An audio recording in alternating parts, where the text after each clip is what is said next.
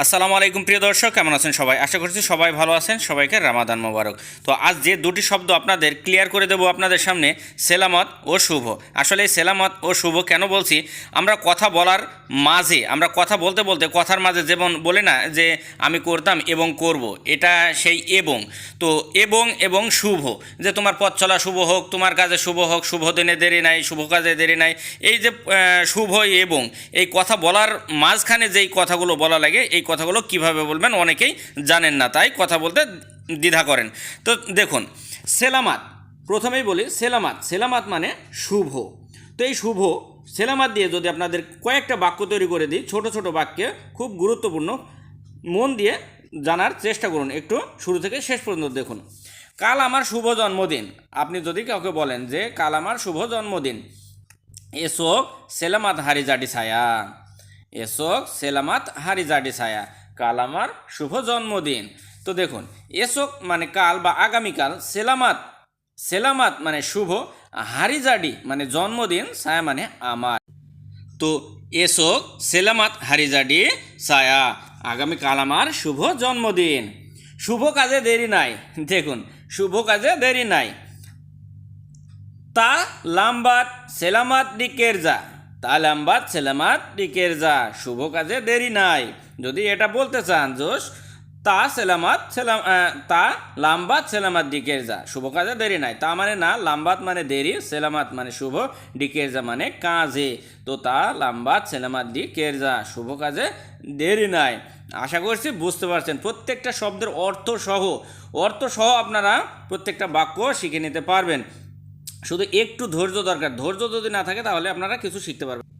আপনার যাত্রা শুভ হোক। এবার দেখুন, আপনার যাত্রা শুভ হোক।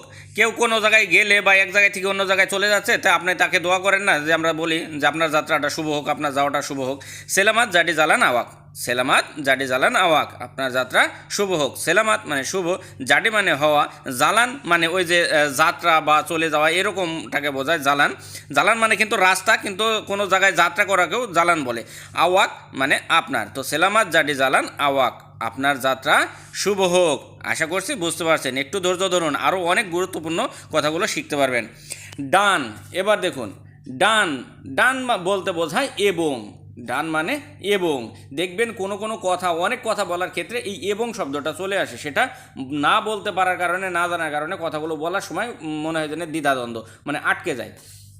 তো আপনি বলতে চান যে আমি এবং সে যাব, কোনো জায়গায় যাওয়ার কথা, আমি এবং সে যাব। ডিয়া ডান সায়া আকান পেরগি, ডিয়া ডান সায়া আকান পেরগি, আমি এবং সে যাব। ডিয়া মানে সে, ডান মানে এবং, সায়া মানে আমি, আকান পেরগি মানে যাব, পেরগি মানে যাওয়া, আকান পেরগি মানে যাব। তো ডিয়া ডান আমি এবং সায়া আকান পেরগি, মানে ডিয়া ডান সে এবং সায়া আকান পেরগি, আমি যাব। আশা করছি বুঝতে পারছেন, ডিয়া ডান সায়া আকান পেরগি, আমি এবং সে যাব। আমি করতাম এবং করব, আমি করতাম মানে কোনো কাজ দেখে একটা বলছেন যে আমি এটা করতাম এবং করব, ভবিষ্যতেও করবেন, এটা যদি বলতে চান। তো প্রিয় দর্শক, ভিডিওগুলো যদি একটু ভালো লাগে এবং আপনাদের মনের মতো হয়ে থাকে, অবশ্যই চ্যানেলটি সাবস্ক্রাইব করে পাশে বেল আইকনটি বাজিয়ে রাখবেন, পরবর্তী ভিডিওগুলো সবার আগে পেতে। আর এমন ভিডিও প্রতিনিয়ত, প্রতিদিন মালয়েশিয়ান টাইম রাত 9টায় আমি আপলোড দিয়ে থাকি সবার জন্য। আশা করছি বুঝতে পারছেন।